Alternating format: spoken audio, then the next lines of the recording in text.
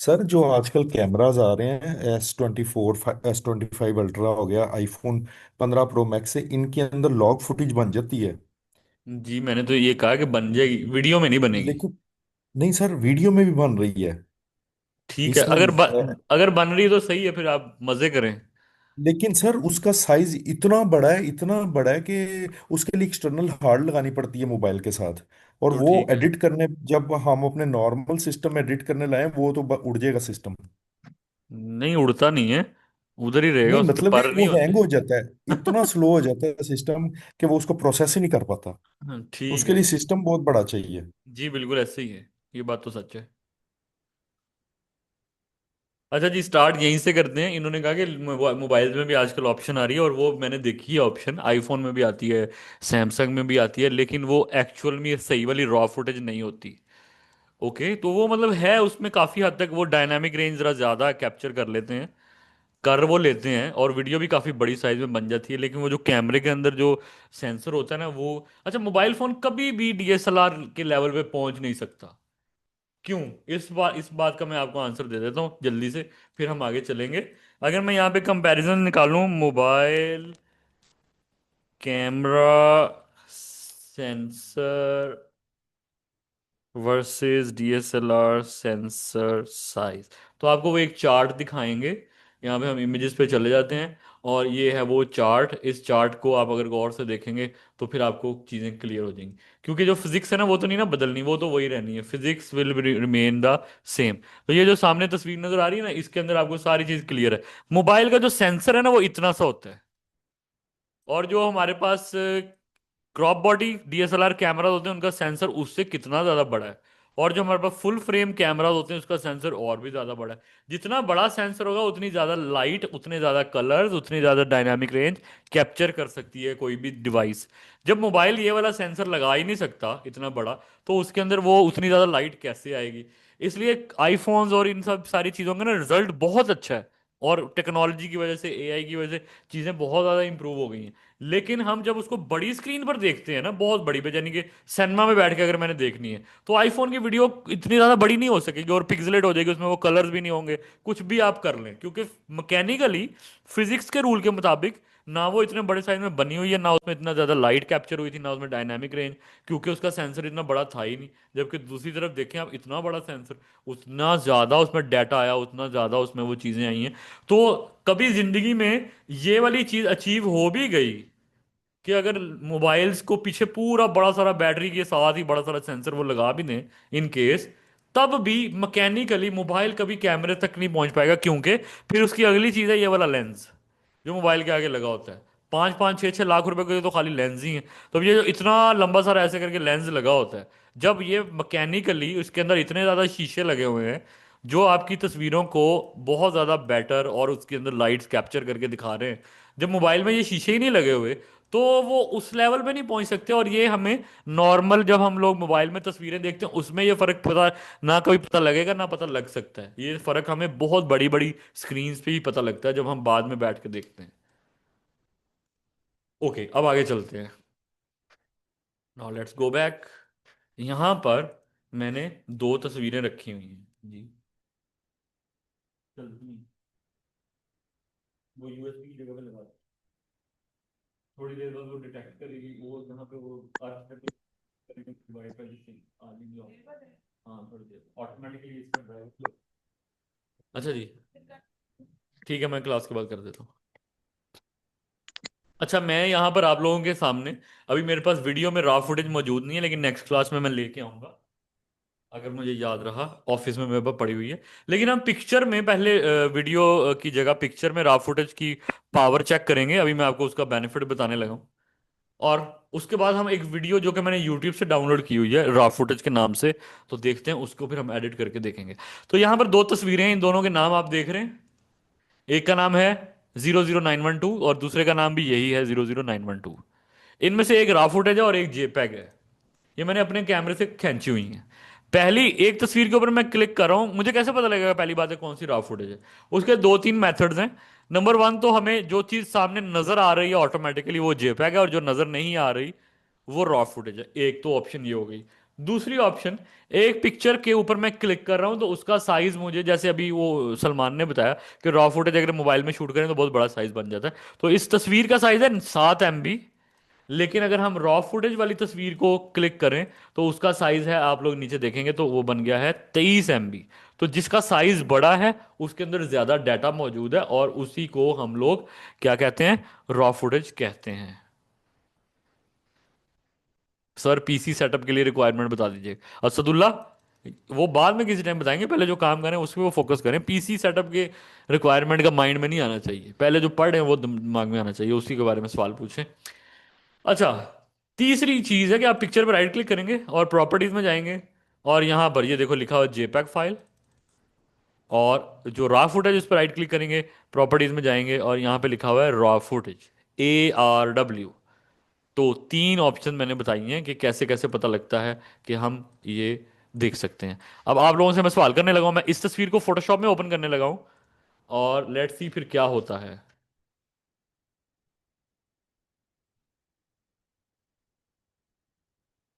Raw footage को मैंने drag and drop किया और जाके मैंने फोटोशॉप में इसको फेंक दिया। आप सब लोग अपना अपना माइक ऑन कर लें, जिसको मैं नाम लेता जाऊंगा वो अपना माइक ऑन करे, और फिर मुझे बताए कि सामने जो तस्वीर नजर आ रही है इसमें आपको क्या दिखाई दे रहा है। तो स्टार्ट करते हैं जी, वन बाय वन करके सबसे पूछेंगे। ये मैंने अपने मोबाइल से खींची हुई है, कैमरे से, सॉरी, खींची हुई DSLR से, एक जौहर टाउन में एक ग्राउंड वहां पे खड़े होके। तो शुरू करते हैं सलमान से। सर स्काई और पार्क और दरख्त। स्काई और, दरख्त और पार्क, तीन चीजें ही नजर आ स्काई, रही हैं। दरख्त और पार्क, तीन चीजें। कादिर शेख। बाकी आप सलमान अपना माइक ऑफ कर लें। जी कादिर सर, शेख। स्काई है सर, दरख्त है, और घास है एक, और यही ठीक है है, सर बस। स्काई है, दरख्त है, घास है। नेक्स्ट, रिजवान, रिजवान को छोड़ दें। आमना अमजद। आमना अमजद, आपको दरख्त, जी सर। घास, स्काई, यही नजर आ रही हैं चीजें। जी सर, शेडो, लो ब्राइटनेस। शेडो है, ब्राइटनेस है, ठीक है। इसके अलावा हमारे पास है जी असदुल्ला आसिम, जिसके माइंड में नया कंप्यूटर खरीदने की इस टाइम चीजें चल रही हैं। आपको क्या नजर आ रहा है इस तस्वीर के अंदर? सर ये तो आसमान लग रहा है सर, और दरख्त लग रहे हैं, और ग्राउंड है सर ये। है भी वही है, लग भी रहे हैं और है भी वही। आसमान भी है, दरख्त भी है, जी सर ग्राउंड भी है। वही है। मोहम्मद बिल्कुल सर शेर अली। वही है। मोहम्मद शेर अली। सर ये शेडोज नजर आ रहे हैं, ग्रीन कलर नजर आ रहा है, और ट्रीज नजर आ रहे हैं ग्रीन, ठीक उसमें है, स्काई है ठीक बड़ा है। लाइट सा। लाइट सा स्काई है, ट्री है, दरख्त है, ठीक है। और हमारे पास है राहील। राहील आप बताएं। राहील अपना कैमरा ऑन कर लें, ओह कैमरा कह रहा हूँ, माइक ऑन कर लें, और बताएं। जो लोग क्वेश्चन का आंसर नहीं देंगे मैं उसकी हाजिरी में से नंबर काट दूंगा, इसका मतलब वो एक्टिव नहीं बैठे हुए और कुछ और ही कर रहे हैं। चलो, अब मैं आप लोगों को, मैंने जो क्वेश्चंस पूछे, मैं आप लोगों को इस तस्वीर के बारे में अब कुछ तब्दीलियां करेंगे, हम इसमें कुछ एडिट करेंगे, और फिर पूछूंगा कि अब आपको क्या नजर आता है। ये तस्वीर मैंने अपने DSLR कैमरा में रॉ फुटेज के तौर पर खींची है। तो बज़ाहिर तो आप कहेंगे यार ये तो वैसे ही है जैसे हम मोबाइल में खींच लेते हैं, किसी भी जगह खड़े होके मैं मोबाइल में खींचूंगा तो वो भी ऐसी ही नजर आएगी। तो आइए डिफरेंस चेक करना हमें पड़ेगा कि क्या फायदा हुआ लाखों रुपया लगा के कैमरा खरीदने का। तो लेट्स क्लिक हेयर, और अब मैं ये दो तस्वीरों में से एक पिक्चर को एडिट करने लगा हूँ, राइट साइड वाली को। तो राइट साइड वाली को जाके मैं एडिट करने लगा हूँ थोड़ा सा, और फिर एडिट करने के बाद बताऊंगा कि मैंने एडिट में क्या क्या चीज़ें चेंज की हैं।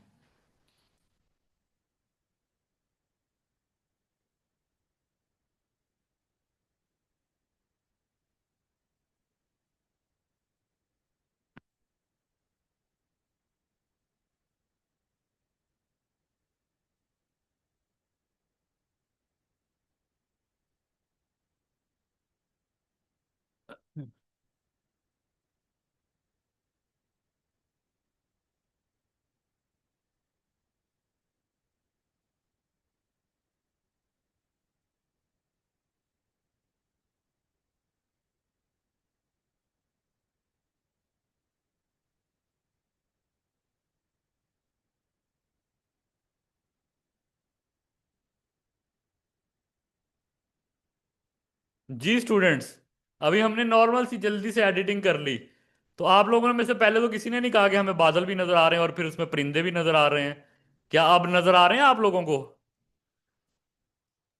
जी सर, आ रहे हैं। तो आपने फर्क जी सर आ देखा रहे हैं। कि कैसे हमने एक नॉर्मल पिक्चर को, क्योंकि वो रॉ फुटेज थी, देखो आप लोग के इसमें हुआ क्या है। इस तस्वीर में जो दिखने में बिल्कुल नॉर्मल पिक्चर थी, तो मैंने जो आपको कहा कि रॉ फुटेज के अंदर हाई डायनामिक रेंज, ज्यादा डाटा, ज्यादा कलर, वाइट, वाइट के अंदर मौजूद सारा डाटा उसने कैप्चर कर लिया कैमरे ने। बेशक वो हमें नजर नहीं आ रहा, लेकिन जब हम एडिट करके उसको निकालना चाहेंगे तो वो निकल आएगा। तो इसमें बादल भी थे, शायद मुझे आम आंख से भी नजर ना आ रहे हो दोपहर के टाइम खड़े होके, मेरे मोबाइल में भी नहीं नजर आएंगे, लेकिन रॉ फुटेज ने वो सब कैप्चर किए हुए हैं। हम जब चाहें वाइट लाइट को कम करके, जो सूरज की थी उसको हमने माइनस करके कम कर दिया, और जो आसमान में बाकी सारी चीजें हैं जिसमें मुझे अब परिंदे भी नजर आ रहे हैं वो भी, और ग्रीन कलर को आप देखें कितना ज्यादा जबरदस्त मैं बना पाया हूं, क्योंकि उसके अंदर वो शेड्स मौजूद थे। यहाँ पे इतनी ज्यादा हमारे पास अब ऑप्शन है, पावर है, कि मैं इसी ग्रीन कलर को जाके अपनी मर्जी से कम करके येलो भी कर सकता हूँ, डार्क ग्रीन भी कर सकता हूँ, और इसके अंदर येलो जो कलर है हल्का सा, उसको और ज्यादा दरख्त की टहनियाँ येलो कर सकता हूँ, इवन उसको पूरा ग्रीन भी कर सकता हूँ। देखिए सब कुछ ग्रीन कर दिया।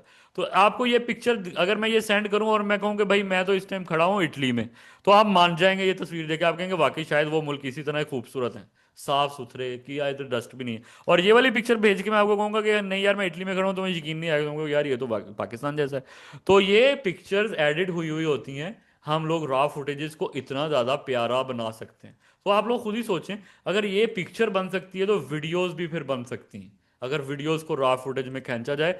तो इसलिए फिल्म जब शूट हो रही होती है वो सारी की सारी रॉ फुटेज में शूट हो रही होती है, क्योंकि कभी भी कुछ भी जब कैमरे से दोपहर के टाइम, सुबह के टाइम, शाम के टाइम सीन कैप्चर कर रहे हैं, तो उसमें ऐसी चीजें जो हम कैप्चर करना चाह रहे हैं वो कई दफा नहीं आती, या कलर अच्छे नहीं आ रहे होते, जितनी भी कोशिश कर लें।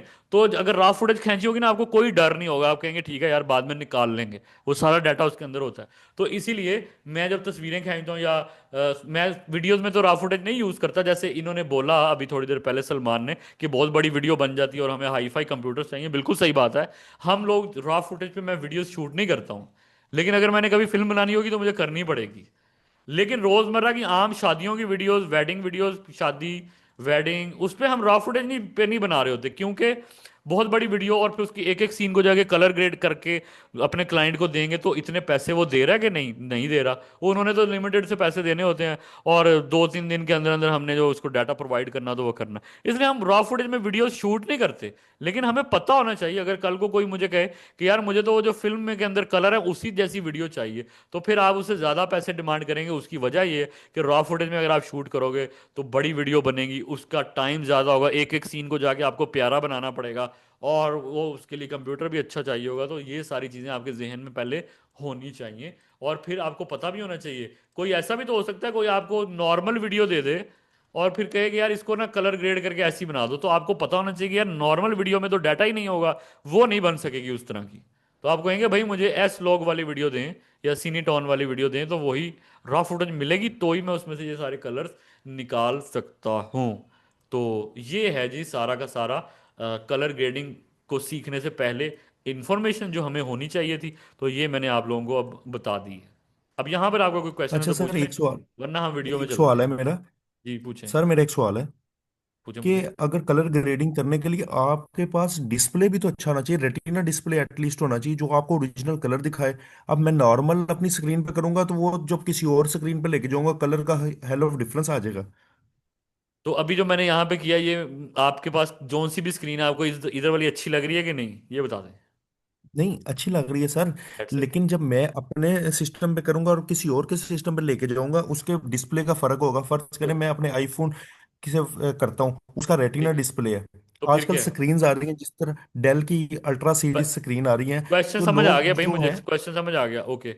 ये वाली तस्वीर मैं आपको सेंड करूंगा ना मोबाइल पे, तो ये हमेशा इससे अच्छी ही लगेगी, चाहे आपके पास रेटिना डिस्प्ले या आपके पास नॉर्मल डिस्प्ले। नॉर्मल पे भी अच्छी लगेगी, रेटिना डिस्प्ले पे और ज़्यादा अच्छी लगेगी, और जो जो स्क्रीन्स की क्वालिटीज़ हैं अलग अलग, उन पे वो अच्छी लगेगी। कलर ग्रेडिंग का ये कोई ताल्लुक नहीं है इससे कि कौन सी स्क्रीन है उस पर कैसी लगेगी, डजेंट मैटर। क्या वो नॉर्मल फुटेज से पहले से बेटर है, ये है मेन पॉइंट। क्या उसमें वो डाटा हमें नजर आ रहा है जो पहले नहीं था, that is the main point. बोलें। लेकिन सर फिर भी हमें अगर एक्चुअल सही करनी है, जिस तरह आज मैंने देखा है लोगों को जो करते हैं, उन्होंने स्क्रीन बहुत अच्छी एप्पल की स्क्रीन्स भी रखी होती हैं, ठीक है, उन्होंने तो डेल आप भी की रख लें, अल्ट्रा मैंने सीरीज कब रखी कहा ना होती हैं। रखें। आप भी रख लें। सो बिस्मिल्लाह, अच्छी बात है, अच्छी स्क्रीन रखें। लेकिन सर सवाल क्या है अगर हम इसमें। नॉर्मल स्क्रीन पे करेंगे तो क्या कलर ग्रेडिंग सही हो जाती है, हमें बिल्कुल नजर सही सही होगी, कलर बिल्कुल आ सही होगी। जाते हैं? पूरी पूरी दुनिया पिछले 40 सालों से कर रही है। आपको क्या लग रहा है जब एप्पल ठीक। की स्क्रीनें नहीं थी तो कलर ग्रेडिंग नहीं होती थी। ठीक है। ये सोचे ना इस बात के ऊपर। ओके और सर। जिस इंसान के पास अब एप्पल की अच्छी अच्छी स्क्रीनें नहीं है वो कलर ग्रेडिंग नहीं करता होगा। करता है, वो तो हम सब करते हैं। कलर ग्रेडिंग का स्क्रीन करता से हूँ। कोई ताल्लुक ठीक। नहीं है। स्क्रीन बल्कि जितनी ज्यादा अच्छी होगी, उतना मैं आपको एक बात बताऊं, उतना ही खतरा है आपको। क्योंकि आपकी स्क्रीन जी पे तो जी। वो चीज़ बहुत अच्छी लग रही है और शायद लो क्वालिटी स्क्रीन पे वो चीज़ अच्छी ना लगे। जो चीज़ लो क्वालिटी स्क्रीन पे अच्छी लग रही है वो हमेशा हाई क्वालिटी स्क्रीन पे उससे भी ज़्यादा अच्छी ही लगेगी। सिंपल। जो चीज़ ज़्यादा अच्छी ये स्क्रीन पे पॉइंट अच्छी तो है। लग रही है वो लो क्वालिटी पे तो शायद अच्छी ना लगे, ये तो दिल में आएगा। लेकिन जो लो क्वालिटी स्क्रीन पे चीज़ अच्छी लग रही है वो हाई क्वालिटी पे उससे भी ज़्यादा अच्छी लगेगी, ये तो नॉर्मल सी बात है। तो इसलिए इसका उससे कोई लेना देना नहीं है। यही अभी मैं बिल्कुल नॉर्मल स्क्रीन पे आपके सामने मैंने ये एडिट कर दी पकड़ के। तो कलर ग्रेडिंग का मकसद स्क्रीन्स के साथ अच्छी लग रही है और बुरी लग रही का नहीं है। कलर ग्रेडिंग का मकसद ये है कि क्या नीला रंग नीला है, इधर नीला रंग नीला नहीं था। That is the point. क्या ग्रीन कलर ग्रीन ज्यादा अच्छे से पता लग रहा है, यहां ग्रीन कलर फेडेड था या नहीं। That is the main point. क्या यहां पर रॉ फुटेज का अब क्या फायदा है, क्या यहां पे बादल नजर आ रहे थे, नहीं नजर आ रहे थे, यहां पे बादल नजर आ रहे हैं, हाँ आ रहे हैं। That is the point. अब ये चीजें अच्छी स्क्रीन हो बुरी हो सब पे नजर आ रही हैं तो आप सही ग्रेडिंग कर रहे हैं, नहीं नजर आ रही तो नहीं सही कर रहे। ठीक। अब आगे चलते हैं। Now let's move to the premiere pro. यहां से मैं इसको कैंसिल कर रहा हूं। प्रीमियर प्रो पे अभी फिर भी नहीं जा रहे। उससे पहले एक और तस्वीर को मैं फोटोशॉप पे खोलूंगा समझाने के लिए, एक पॉइंट और छोटा सा इसके अंदर। और उसके लिए मैं यहाँ पे कौन सी पिक्चर खोलूं भाई।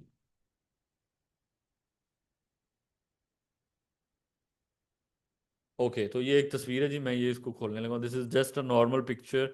और ये मैंने फोटोशॉप पे जाके खोल दी। अब एक चीज होती है कलर ग्रेडिंग। कलर ग्रेडिंग अभी हमने अभी तो इससे पिछली पिक्चर में देखी रॉ फुटेज की। और दूसरी चीज है कलर करेक्शन। कलर करेक्शन के लिए रॉ फुटेज ना भी हो तो आप कर सकते हैं। कलर करेक्शन के नाम से पता लग रहा है कि कलर्स को बेटर करना पहले से। और उसके अंदर जो चीजें हम लोग नहीं निकाल पा रहे, बेशक ना निकालें, जो चीजें अवेलेबल हैं उनको पहले से बेटर कर देना। अब आप लोगों ने ये तस्वीर आपके सामने है। यहां पर मैं इसके अंदर क्लिक करके थोड़ी सी मैं इसके ब्राइटनेस को इंक्रीज करने लगा हूं, 1 2 3 को। अब मैंने इसकी ब्राइटनेस को ना इंक्रीज कर दिया है। हम कलर करेक्शन कर रहे हैं, पहले से बेहतर करने लगे हैं। ये रॉ फुटेज नहीं है, ये एक आम तस्वीर है। अब आप मुझे बताएं क्या मैंने ये ठीक किया है या नहीं ठीक किया।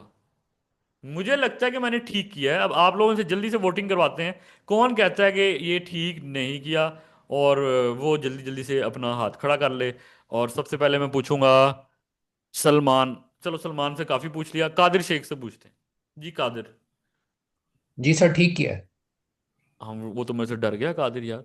अच्छा, जी सर, शेर अली ठीक से किया। पूछ। आवाज आवाज आ रही है सर? हाँ आवाज आ रही है, मैंने कहा आप तो डर गए ना नहीं नहीं कि सर, टीचर आवाज ने नहीं आ सही रही। कर दिया तो मैं सही बोलूंगा। आप कह सकते हैं कि नहीं सही किया अगर आपका नहीं दिल सर। करे तो।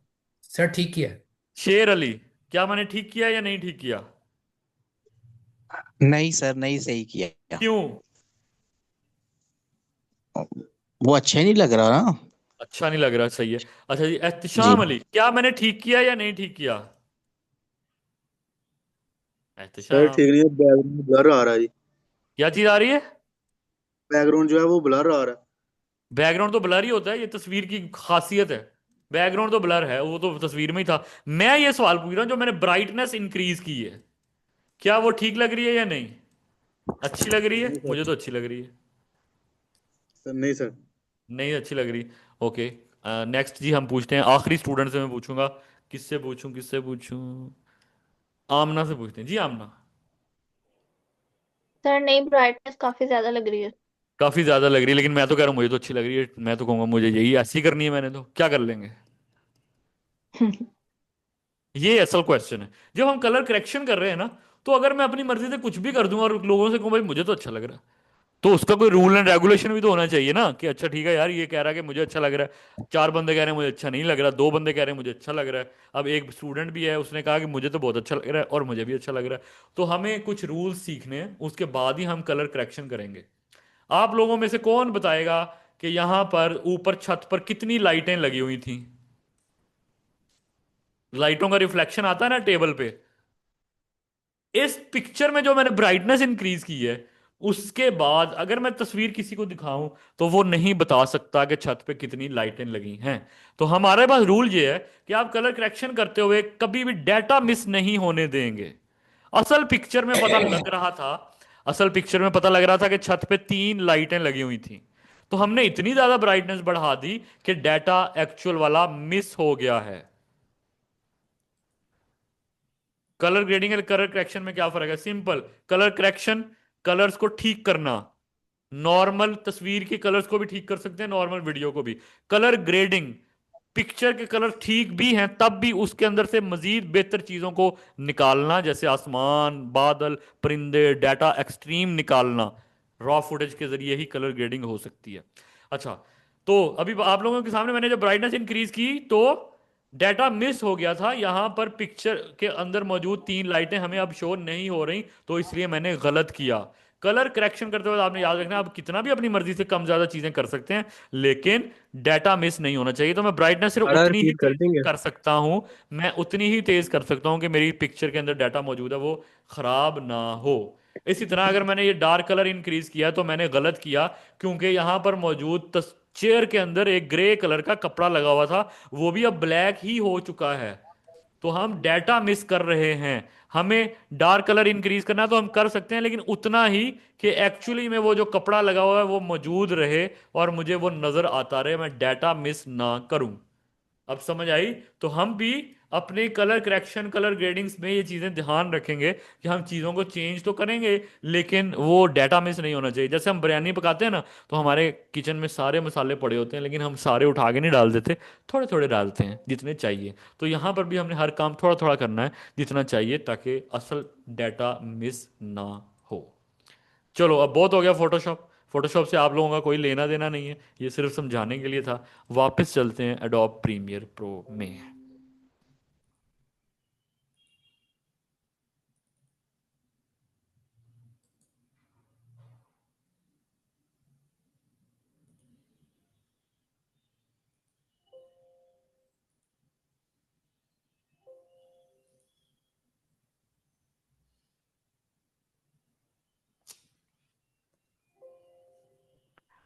तो अभी मेरे पास, क्योंकि जैसे मैंने बताया कि we do not have any raw footage in video, तो मैंने एक वीडियो डाउनलोड की है नेट से, यूट्यूब से।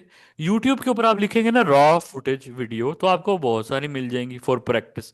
लेकिन आप जब उसको डाउनलोड करेंगे और अपने प्रीमियर में ला के फेंकेंगे तो वो रॉ फुटेज नहीं रहेगी। क्यों? क्योंकि कोई भी चीज़, रॉ का मतलब है कच्ची सब्जियां, तो कोई भी चीज़ जब हम यूट्यूब के ऊपर अपलोड करते हैं तो YouTube उसको प्रोसेस करता है अपने सिस्टम के अंदर, और फिर वो पूरी दुनिया में नज़र आ रही होती है। उसके बिट रेट्स चेंज कर देता है, उसके फॉर्मेट्स को अपनी मर्जी से चेंज कर देता है, और हमें वो तब नज़र आती है। जो कोई भी चीज़ जब प्रोसेसिंग से गुजर गई तो वो फिर कच्ची तो नहीं ना रही, वो रॉ फुटेज नहीं रही। तो यूट्यूब पे मौजूद रॉ फुटेज असल में रॉ फुटेजेस नहीं है, और उनमें वो डाटा नहीं है जो असल में होना चाहिए था, क्योंकि सारा प्रोसेस हो गया। रॉ फुटेज कभी भी प्रोसेस नहीं होती, उससे पहले की होती है।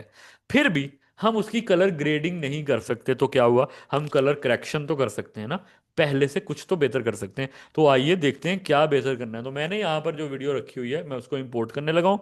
वीडियो एडिटिंग के अंदर हमारे पास पड़ी हुई है जी, यहाँ पर मैं लेके आया। आप लोगों ने भी इसी तरह से मुझे दिखाना है, और मैं यहाँ पर लेकर आ रहा हूँ। हेयर वी हैव, ये मैंने ड्रैग एंड ड्रॉप कर दी है वीडियो। और इस वीडियो के अंदर आप लोगों ने देखा होगा, इस वीडियो के अंदर आपको नजर आ रहा होगा कि आपको सामने एक वीडियो चलती हुई नजर आ रही है ये रॉ फुटेज जिसने भी कैप्चर की है। रॉ फुटेज थोड़ी थोड़ी ना फीकी होती है, लेकिन इसमें अनफॉर्चुनेटली वो वाला डाटा नहीं रहा होगा जो एक्चुअली में होना चाहिए था, फिर भी जाहिर है वो यूट्यूब पे अपलोड करेंगे तो फीकी तो वो रहेगी, क्योंकि उसको कलर ग्रेड नहीं किया हुआ। हम इसको कलर करेक्ट और कलर ग्रेड थोड़ा सा करने की कोशिश करते हैं और देखते हैं कि ऐसी वीडियो जो यूट्यूब से डाउनलोड की हो वो कैसे पहले से बेटर की जा सकती है। तो आप लोगों ने क्या करना है, आप लोगों ने इफेक्ट्स में जाना है, वीडियो इफेक्ट्स में चले जाना है, और यहाँ पर कलर करेक्शन के एक बटन है, इसको आपने खोलना है। इसके अंदर मौजूद है सबसे थर्ड लास्ट पे लुमेट्रिक कलर, इसको उठा के अपनी वीडियो में फेंक देना है। इसके बाद आपने लेफ्ट साइड पे जाना है, इसके अंदर आपको नजर आएंगे मुख्तलिफ तरीके के कलर्स और उनकी ऑप्शंस। उनमें से एक ऑप्शन है एक्सपोजर, एक ऑप्शन है कंट्रास्ट, एक है हाईलाइट, एक है शेडो, एक है वाइट, एक है ब्लैक। आप इसको कम ज़्यादा कर सकते हैं अपनी मर्ज़ी से, और इसके साथ ही आप वीडियो के साथ खेल खाल कर सकते हैं, कंट्रास्ट कम ज़्यादा कर सकते हैं। लेकिन आप सोचेंगे कि भाई मुझे तो पता ही नहीं है ये होते क्या हैं। जब तक आपको थ्योरेटिकली पता नहीं होगा कि ये सब हैं क्या, तो आप कैसे कर सकते हैं कि मुझे इनमें से क्या करना है क्या नहीं करना। तो चलिए जल्दी से इन 6 ऑप्शंस को पढ़ते हैं कि ये 6 ऑप्शंस क्या होती हैं। मैं यहाँ पे लिखने लगा हूँ, आप लोग अपनी अपनी डायरीज में या जो भी आप नोट्स बना रहे हो उसमें लिख लीजिएगा, और अपनी जिंदगी भर इन चीज़ों को याद रखें। अब जो मैं बताने लगा हूँ, यही कलर करेक्शन में आपने सारी जिंदगी इनको इसी तरह से समझ के इस्तेमाल करना है। तो वी हैव सबसे पहले black, then we have shadows, then we have mid tones, then we have highlights, then we have white, और फिर हमारे पास आखिर में आ जाता है एक्सपोजर। अगर मैं अपनी वीडियो में या तस्वीर में कोई भी ब्लैक चीज के साथ छेड़छाड़ कर रहा हूं तो वो ब्लैक में आएगा, मतलब प्योर ब्लैक। यानी कि हमारे बाल हो सकते हैं, हमने अगर काले रंग की गाड़ी है तो वो इसमें आएगा। शेडो का मतलब है डार्क एरियाज, ब्लैक के अलावा जो डार्क एरियाज होते हैं, जैसे कि डार्क कलर्स भी इसमें शामिल हो सकते हैं, मिसाल के तौर पर dark red, blue, navy blue, इसके अलावा डार्क ग्रीन और डार्क ग्रे कलर, इसको हम लोग शेडोज कहते हैं। और उन एरियाज को इम्प्रूव करना या डिप्रूव करना, इसको हम कहेंगे कि हम शेडोज को छेड़छाड़ कर रहे हैं। इसी तरह अगर आपकी वीडियो में कोई वाइट चीज़ें हैं तो प्योर वाइट चीज़ों को छेड़छाड़ करने को, जैसे हमारे वाइट कलर के कपड़े हो, वाइट कलर की दाढ़ी हो, तो वाइट कलर के साथ खेलने को वाइट बोलेंगे। और अगर आप ब्राइट एरियाज जो कि वाइट के अलावा हैं, लाइट कलर्स हैं, तो उनको हम लोग हाइलाइट्स बोलेंगे। ब्राइट एरियाज का मतलब है हाइलाइट्स, यानी कि light green colour, light pink, orange, light blue colour, इस तरह के येलो कलर्स, तो दैट इज कॉल्ड हाइलाइट्स। उनके साथ हम खेल रहे हैं, छेड़छाड़ कर रहे हैं। मिड टोन्स हम लोग कहते हैं उन तमाम कलर्स को जो कि अलावा हैं ब्लैक और वाइट के, वाइट और ब्लैक के अलावा तमाम कलर्स को हम मिड टोन्स कहते हैं। इसको आप लोग सैचुरेशन भी बोल सकते हैं। अगर आपको कभी कोई जिंदगी में ये बोलता हुआ मिले कि यार ये तस्वीर या ये वीडियो ज्यादा सैचुरेटेड है, इसका मतलब उसमें ज्यादा रंग नजर आ रहे हैं। और अगर कोई कहे ये कम सैचुरेटेड है, उसमें कम रंग नजर आ रहे हैं, और वो इंसान ब्लैक और वाइट के अलावा कलर्स की बात कर रहा है। एक्सपोजर कहते हैं लाइट को, हमारी वीडियो में लाइट कितनी मौजूद है कितनी नहीं, इसको हम लोग एक्सपोजर बोलते हैं। कोई भी चीज कितनी एक्सपोज हुई लाइट के जरिए, दैट इज कॉल्ड एक्सपोजर। तो ये 6 चीजें आपको पता चल गई, 5 6। ये पूरी जिंदगी में ऐसे ही रहेंगी, इनको ऐसे ही याद कर लीजिए। और आखिरी चीज है कंट्रास्ट। किसी भी चीज की दूसरी चीज के साथ जो एक, समझ लें, गैप क्रिएट हो रहा है या उसकी टक्कर हो रही है। मैंने आप लोगों को शायद उसमें भी बताया था, ये मैंने कच्छा बना दिया और ये मैं ऊपर शर्ट बना रहा हूँ। जब भी हम लोग पैंट शर्ट पहनते हैं, ये एक प्यारा सा काका है, जब हम लोग पैंट शर्ट पहनते हैं तो अगर हम लोग सेम कलर की शर्ट पहन लें और सेम कलर की पैंट पहन लें तो that is called matching dress. और अगर मैं एक लाइट कलर की शर्ट पहनूं, यानी कि मैंने व्हाइट शर्ट अगर पहन ली है, और मैं एक डार्क कलर की पैंट पहन लूं, यानी कि मैंने डार्क ब्लू कलर की पैंट पहनी हुई है, that is called contrast dressing. या ब्लैक पैंट अगर मैंने पहनी हुई है, तो लाइट टू डार्क का जो कॉम्बिनेशन है, इसको हम लोग कितना ज्यादा है, इसको हम लोग बोलते हैं कंट्रास्ट। मतलब कि वाइट और ब्लैक एरियाज आपस में कितने ज्यादा टच हो रहे हैं, कितनी फ्रीक्वेंटली आप इस काम को कर पा रहे हैं, तो that is called contrast, simple. और अब ये 6-7 चीजें आप लोगों ने देख ली। प्रीमियर प्रो में भी यही चीजें मौजूद हैं। एक्सपोजर का मतलब है लाइट, कंट्रास्ट का मतलब है कितने ज्यादा आप ऑपोजिट कलर्स यूज कर पा रहे हैं, हाइलाइट्स का मतलब है ब्राइट एरियाज, शेडोज का मतलब है डार्क एरियाज, वाइट का मतलब है प्योर वाइट, ब्लैक का मतलब है प्योर ब्लैक। ओके। और इसी तरह अगर हम यहां पर नीचे जाके देखें तो सैचुरेशन का मतलब है मिड टोन्स। क्या मैंने ये सारी चीजें आप लोगों को बता दी? इनमें कोई कंफ्यूजन है या नहीं है? जी सर बता दी। ठीक है रिजवान, आज तो आपकी आवाज ही नहीं निकल रही।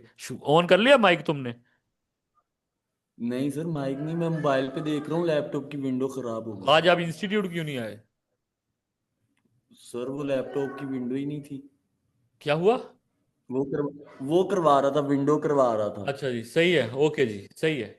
अब हम लोग पहले जमाने में तो इसी तरह ही करते थे कि लेफ्ट साइड पे ये ऑप्शंस को छेड़ छाड़ के अपनी वीडियो को कम ज्यादा कुछ ना कुछ कर लेते थे। लेकिन अब इसकी जरूरत नहीं है। आपने यहाँ पे लुमेट्री कलर्स को डिलीट कर देना है, इफेक्ट्स को। आपने ऊपर से एडिटिंग के बाद साथ ही एक नई वर्क स्पेस है, इसका नाम है कलर, इस पे क्लिक कर देना है। इससे आपकी वर्क स्पेस थोड़ी सी बदल जाएगी और आप कहोगे वाह ये मैं कहाँ आ गया। तो आपने राइट साइड के ऑप्शन में बेसिक को खोलना है।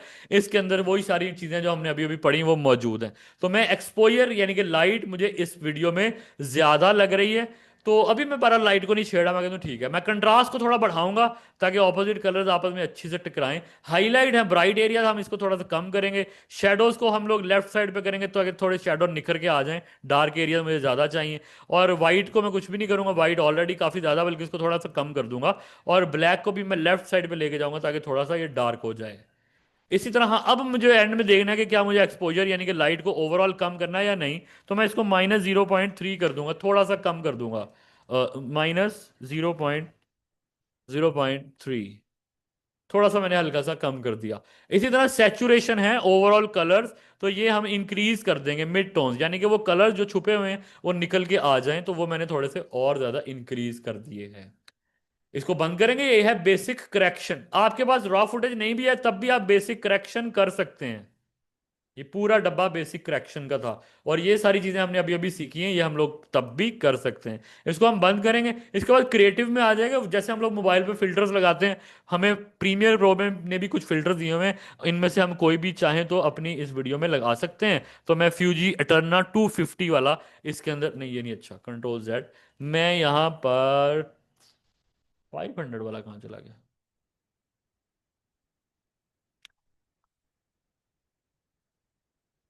ओके, मैं इनमें से कोई और लगा के देखता हूँ। ये रहा 500D। तो मैंने ये 500D वाला लगाया, दिस इज मोर बेटर। इससे हमारे कलर और निखर के आ गए। ये जो हमने फिल्टर लगाया है इसकी इंटेंसिटी भी हम कम ज्यादा यहाँ से कर सकते हैं, तो उसको मैंने थोड़ा सा इंक्रीज कर दिया। और इसी तरह हम अपनी वीडियो के अंदर थोड़ी सी शार्पनेस इंक्रीज करनी है तो वो कर सकते हैं, या उसको ब्लरी करना है तो इसको भी कम ज्यादा यहाँ से कर सकते हैं। तो मैं हल्का सा शार्प करूंगा।